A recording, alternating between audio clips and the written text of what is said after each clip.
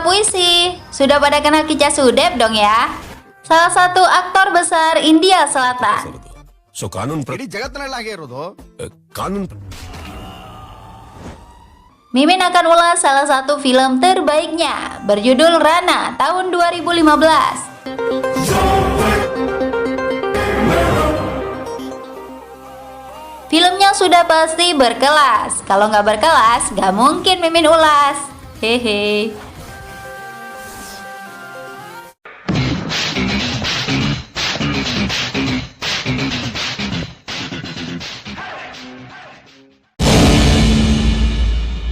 ಅದು investment fund company ಅಲ್ವಾ? IFC ಗೊತ್ತಾ? Cerita ini dimulai di kota Zurich, Swiss. Ada seorang pria India bernama Sarat Chandra yang sangat kaya raya. Dia berpengaruh, hartanya tidak akan habis 7 turunan.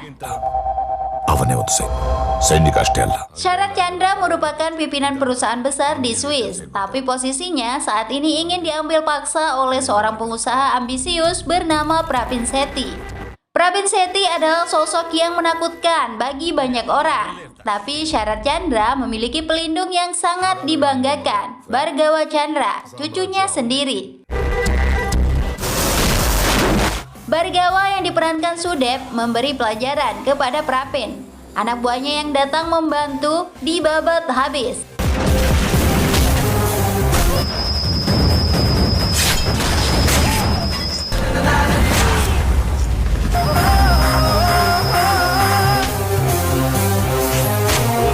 Bhargava tidak butuh senjata apapun karena dia sendiri adalah senjata mematikan. ನಾನು ಯಾರು ಅಂತ ಗೊತ್ತಿಲ್ಲದೆ ನೀನು ಕಿಡ್ನಾಪ್ ಮಾಡಿದ್ಯಾ? Pravin dibuat bertekuk lutut. Jangan coba-coba ganggu keluarga saya lagi, ancamnya. ನನಗೆ ಅರ್ಥ ಆಗೋ ರೀತಿಯಲ್ಲಿ ಹೇಳ್ತೀನಿ. ಫ್ಯಾಮಿಲಿ ವಿಚಾರಕ್ಕೆ ಬಂದ್ರೆ Sarat Chandra tidak pernah dikecewakan oleh cucunya. Tapi ada satu keinginan Sarat yang belum terpenuhi hingga saat ini. Saya inginkan anak perempuan saya, menantu saya, anak-anak mereka. Saya ingin semua keluarga bisa makan bersama di sini, tertawa bahagia. Sudah 25 tahun saya menunggu, ungkapnya sedih. ನನ್ನ ಮಗಳನ್ನ ನೋಡ್ಬೇಕು. 3 bulan lagi usia Sarat 75 tahun. Dia semakin tua dan sakit-sakitan. Tolong bawa bibimu pulang. Itulah kado ulang tahun yang saya inginkan, ujar Sarat kepada cucunya Bhargava. ನಿಮ್ಮ ಅತ್ತೆನ ಕರ್ಕೊಂಡ್ಬರ್ತೀನಿ ನನ್ನ ಹುಟ್ಟಹಬ್ಬಕ್ಕೆ. Sarat memang memiliki segala kemewahan dunia, tapi hatinya hampa setelah dia mengusir anak perempuannya, Saraswati. ನಿಂದು ಹೊರಗಡೆ ಕಳಿಸ್ತೆ. ಅವಳು ನನಗೆ ಇಷ್ಟ ಇಲ್ಲ ಒಬ್ಬನ ಮದುವೆ ಮಾಡ್ಕೊಂಡ್ಲು. Saya akan melakukannya, jawab Bhargava berjanji. ಮಾತು ಕೊಟ್ಟ ಮೇಲೆ ಕರ್ಕೊಂಬ. I will. Masalah kakeknya dengan Saraswati bermula ketika Saraswati menikah secara diam-diam dengan seorang pria bernama Prakash. Langkah itu diambil karena Prakash khawatir keluarga Saraswati tidak akan memberi restu. Malum saja, Saraswati berasal dari kalangan berada, kaya raya. Sementara Prakash, orang miskin yang hidup mengandalkan gelar sebagai pengacara. ಇರೋರ್ ಮನೇಲಿ ನನ್ನಂಥ ಚಿಕ್ಕಳು ನಿಮ್ಮಂಥ ದುಡ್ಡಿರೋ Saraswati awalnya sangat yakin ayahnya pasti akan memberi restu, sehingga berani pulang membawa suami setelah menikah. Tapi ayahnya justru marah besar. Jika kamu percaya, kenapa kamu datang setelah menikah? Keluar, keluar, ujar Sarat Chandra mengusir anaknya. Get out. Saraswati benar-benar diusir seperti maling. Bayangannya saja tidak boleh lagi masuk rumah. Ayah Bhargava, Udaya Chandra tidak bisa berbuat apa-apa saat itu.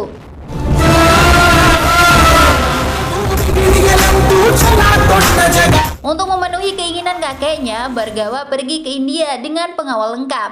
Langkah pertama, Bhargava akan mendekati suami bibinya Prakash, karena tidak mungkin mengajak bibinya langsung ke Swiss. Belum apa-apa, Prakash terlebih dahulu terserang penyakit jantung di tengah jalan. Untung ada Bhargava saat itu. Prakash dilarikan ke rumah sakit terdekat dan selamat dari kematian. Saraswati datang ke rumah sakit dengan perasaan cemas. Bukan ucapan terima kasih yang diberikan kepada Bhargava, tapi omelan dan sikap kasar. ಇನ್ನೂ ದೊಡ್ಡ ಹಾಸ್ಪಿಟ್ಲ್ ಇತ್ತು. ಇನ್ನು 2 ಕಿಲೋಮೀಟರ್ ದೂರ ಹೋಗಿದ್ರೆ Saraswati marah karena suaminya tidak dibawa ke rumah sakit terbaik. Wanita itu benar-benar berwatak keras.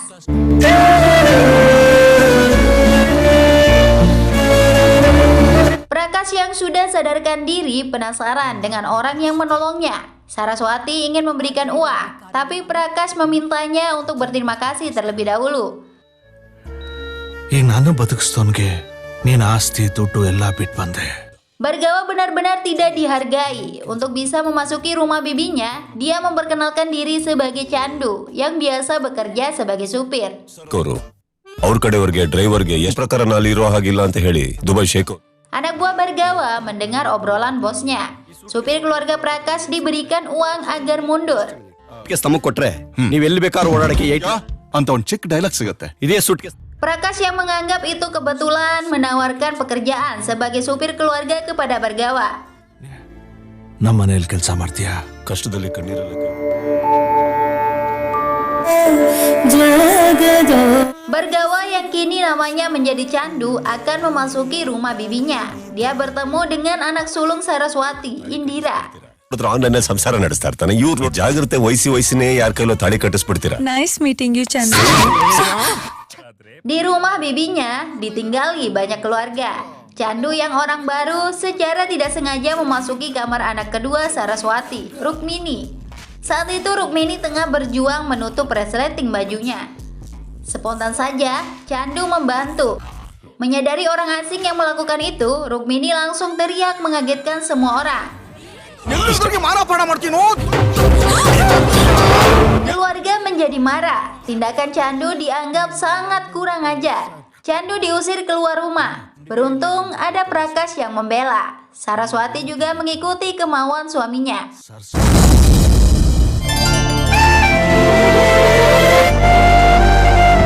Untuk meminimalisir masalah yang bisa timbul, Chandu meminta maaf kepada Rukmini. Tapi Rukmini gadis yang sombong, angkuh dan berakhlak buruk. Dia begitu meremehkan kehadiran Chandu yang hanya seorang supir. ಬುದ್ಧಿ ಕಲಿಸ್ಬೇಕು ಅಂತ ಯಾರು ಇದಕ್ಕೆ ಹೇಗಾದ್ರೂ ದಿನ ಅದನ್ನ ನೋಡ್ಕೊಂಡು ಇನ್ನೂ ಅಷ್ಟೇ ಈ chair. Selanjutnya, Chandu mengantar Saraswati ke sebuah pertemuan. Saraswati sedang menghadapi masalah hutang, sehingga investor dan politisi ingin mengambil alih hotel miliknya. ಮಗು ಬಾಯಿಗೆ ಬೆರಳಿಟ್ಟು ಶಕ್ತಿ ಹಲ್ಲೆ ಹುಟ್ಟು Karena tidak berdaya, Saraswati memberikan tanda tangan persetujuan.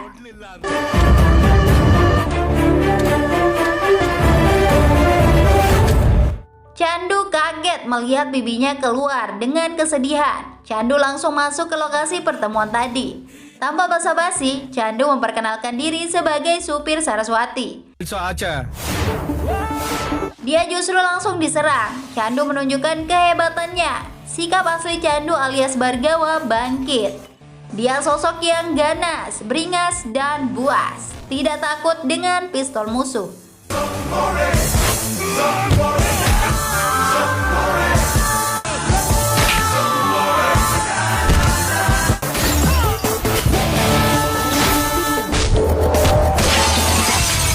Seorang politisi juga begitu bangga memamerkan kekuasaannya. Menteri Dalam Negeri adalah teman dekatnya, sehingga sangat mudah untuk sekedar mengambil hotel Saraswati. Politisi itu sombong kepada orang yang salah. Jika dia hanya berteman dengan Mendagri negara bagian, Chandu bisa memerintahkan menteri pusat. Anak buahnya diminta bertindak cepat melawan kesombongan si politisi. Dalam sekejap, politisi lokal itu menerima panggilan telepon. Dia langsung kaget dan memohon ampun karena yang menelpon adalah menteri dari Delhi. Sorry sir ಇವನು ಇಂತ ಕಚಡ ನನ್ನ ಮಗ ಏನಾಯ್ತು? ಬೈಸಿಕಲ್ ಯಾವ್ದು ಬುಲೆಟ್ ಯಾವ್ದು ಏನಾಯ್ತು ಅಣ್ಣ ಒಮ್ಮೆ ಫೋನ್ ಮಾಡಿದ್ರು ನನಗೆ ಅರ್ಥ ಆಗ್ಲಿ ಅಂತ Kannada. Sedangkan kepada pengusaha yang ingin mengambil hotel Saraswati, Chandu mengeluarkan warning yang sangat keras. Siapa yang akan menyelamatkan kamu dari saya? Segera kembalikan dokumen dan minta maaf kepada Saraswati, perintah Chandu. ನನ್ನ ಕೈಯಲ್ಲಿದೆ, ನಿನ್ ಕೆನ್ನೆಯಲ್ಲಿದೆ.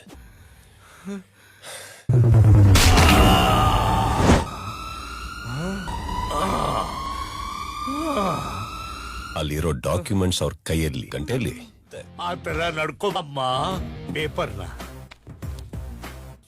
Saraswati dan Prakash sangat kaget karena pengusaha yang sebelumnya begitu berambisi kini datang memohon maaf.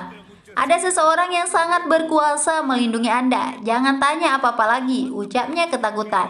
Sir ಇಷ್ಟೊಂದು ಕ್ವಶನ್ಗಳು ಇವಾಗ ಬದಲಾಗಿ ವಾಪಸ್ ಕೊಡ್ತಾ Selanjutnya Chandu mengantar anak-anak Saraswati ke mall. Di sana, Chandu melihat anak bibinya, Indira, dibawa lari oleh sekelompok pria. Chandu menjadi marah. Dia menghajar anak-anak muda itu.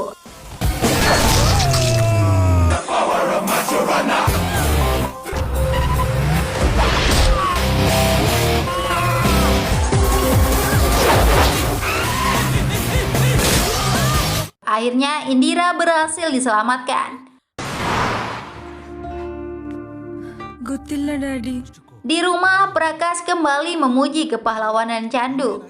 Saraswati kemudian menemui Chandu. Ternyata Saraswati sudah mengetahui identitas Chandu yang sebenarnya. Beberapa perilaku Chandu mirip dengan ayah Saraswati alias kakek Chandu. Ketika disuruh mengisi bensin mobil, Chandu juga tidak pernah meminta uang seperti supir pada umumnya. Apa kamu pikir saya tidak tahu apa-apa? Ujar Saraswati. Meski Saraswati mengetahui siapa Chandu, dia sengaja tidak mengusir keponakannya itu. Hanya dia yang mengenal siapa Chandu sebenarnya. Saya tidak kejam seperti kakek kamu. Dia bisa mengusir anak perempuannya dari rumah. Tapi saya tidak bisa mengusir supir saya. Itu sebabnya kamu masih berada di rumah ini, katanya. Ternyata luka Saraswati benar-benar sangat dalam. Ayahnya dulu ingin membunuhnya. Sara Chandra pernah menembak Saraswati, tapi Prakash yang mengorbankan diri. Beruntung tidak sampai mati. Sejak saat itu, Saraswati benar-benar membenci ayahnya. Kamu tinggal di rumah saya sekarang. Itu tidak akan membuat perubahan, ujar Saraswati.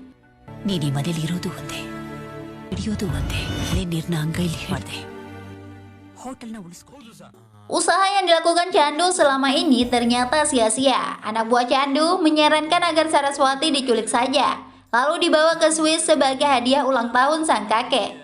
Ide itu diapresiasi dengan tamparan keras dari Chandu. Ide lain muncul dari anak buahnya. Chandu disarankan menyatakan cinta kepada Indira.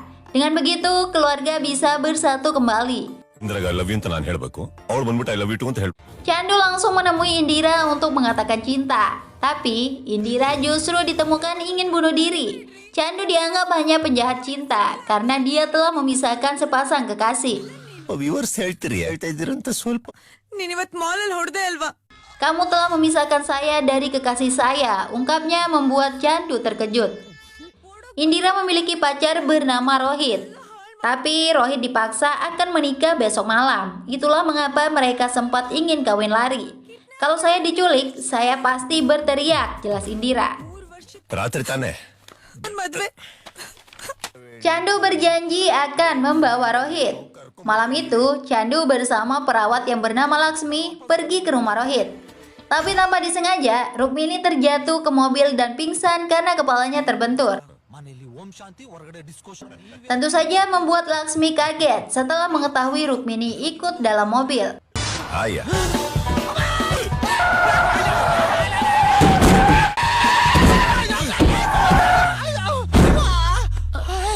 Anehnya, Rukmini terbangun dalam kondisi amnesia. Dia lupa semuanya karena kepalanya sempat terbentur. Kesempatan itu dimanfaatkan sehingga Sara Chandra bisa mendengar suara cucu perempuannya, Rukmini. ಮದುವೆನ Chandu kemudian mengerjakan tujuan utamanya, menculik Rohit.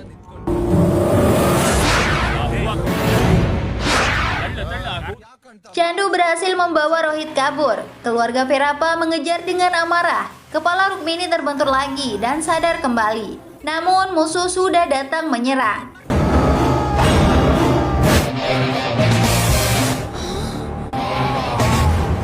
Semua anak buah andalan Verapa tidak ada apa-apanya di mata Chandu. Musuh yang berotot kawat tulang besi dibuat menjadi butiran debu.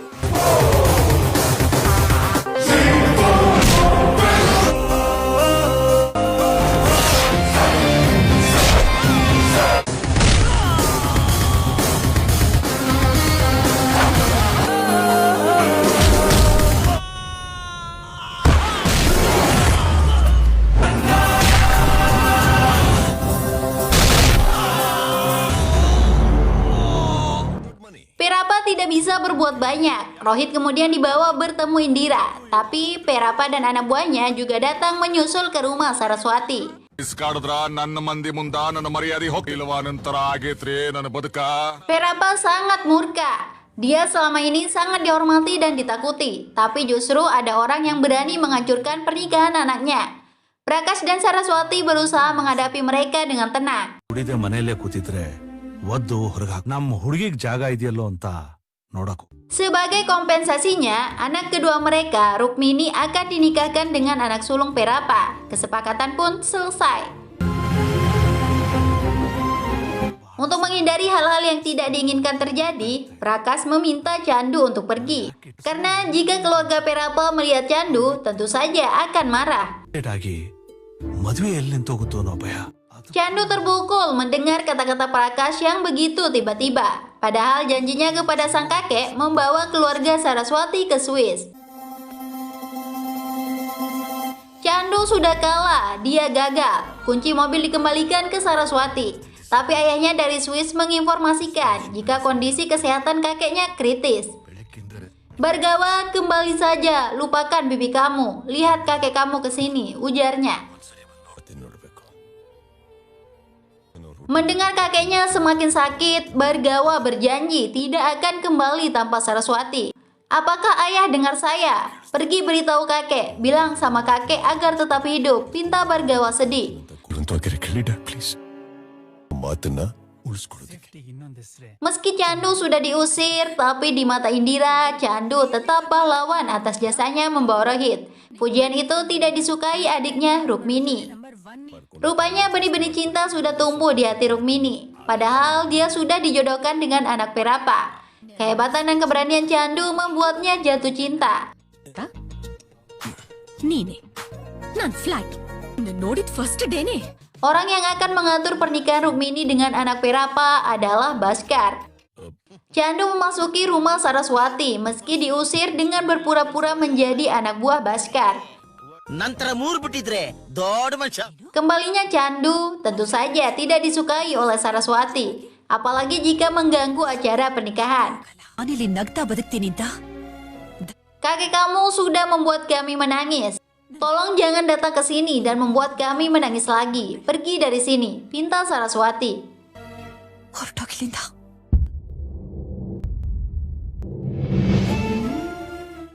Acara pernikahan akan segera dilangsungkan. Keluarga pengantin laki-laki akan datang. Tapi Rukmini justru memilih untuk kabur.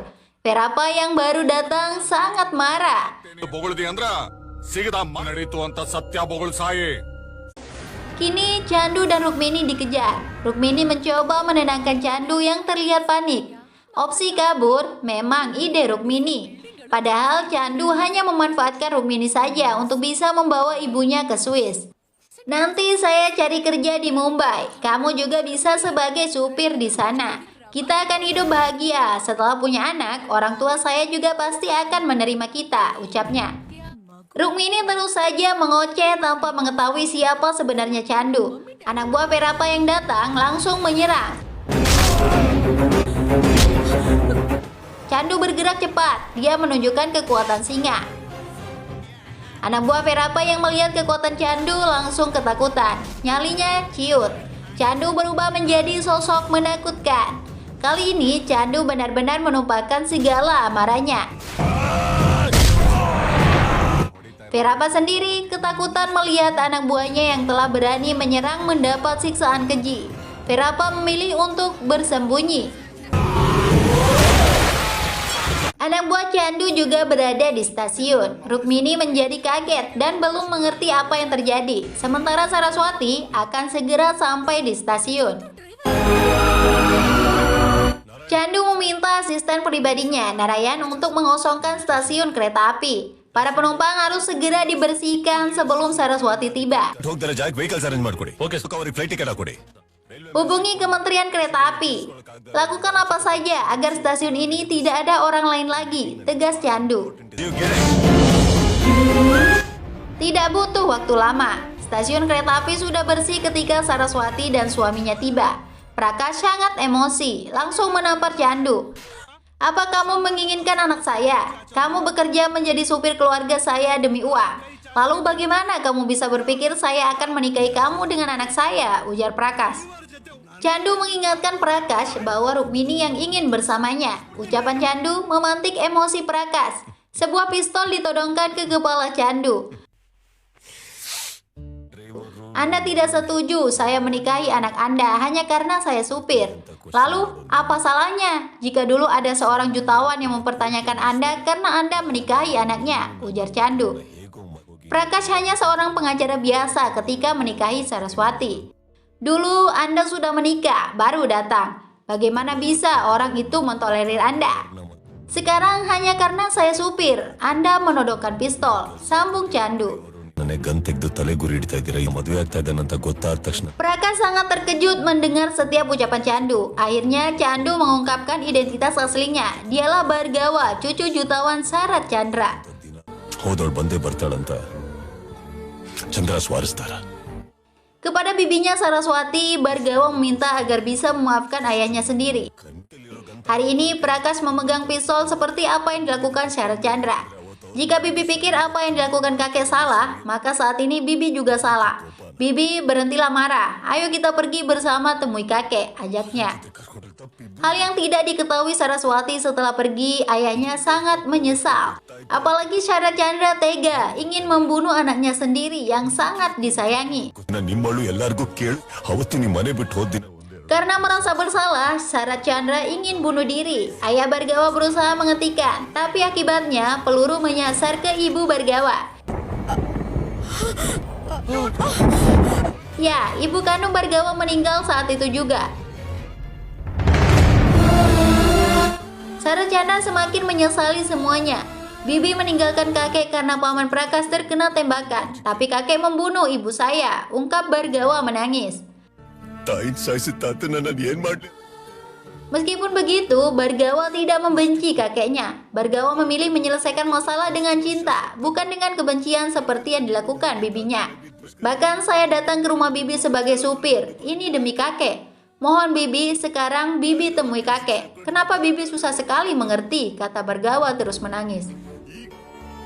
ಮನೆ ಬಾಗಿಲು ತೆಗಿಲಿ ಅಂತ Orang yang kehilangan dari peristiwa itu adalah Bhargava karena ibunya meninggal secara tiba-tiba. Sementara Prakash masih hidup hingga saat ini. Saya masih kecil saat itu. Saya tidak tahu kemana ibu saya pergi. Ketika saya panggil ibu, malah ayah atau kakek yang datang. ಸರಿ ಅಮ್ಮ ಎಲ್ಲೋದ್ರು Kadang saya merasa sangat marah, Bi, tuturnya. Meski Saraswati telah memutuskan hubungan, tapi kakeknya selalu mengingat anaknya. Bahkan Saraswati memiliki 20% saham di perusahaan. Kembalilah Bi, kami sayang Bibi. Untuk kesalahan yang sudah dilakukan kakek, kami sudah meminta maaf selama 25 tahun. ತುಂಬಾ ಇಷ್ಟ. Akhirnya hati Saraswati tersentuh. Dia tak kuasa menahan air mata. Kenangan masa lalu kembali diingat dengan baik. Bhargava, saya mau bicara dengan ayah, ucap Saraswati membuat Bhargava terharu. Setelah puluhan tahun, akhirnya Bhargava bisa merasakan pangkuan bibinya lagi. Keduanya menangis bahagia.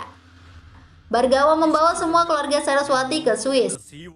Di sana Sarat Bhaskar sedang rapat penting untuk pemilihan CEO perusahaan. Saraswati yang memiliki saham datang ke kantor. Saraswati setuju dengan ayahnya menunjuk Bhargava sebagai CEO perusahaan. Suasana rumah yang diimpikan Sarat Bhaskar juga terwujud. Makan bersama dan ramainya tawa semua anggota keluarga. Film pun berakhir bahagia.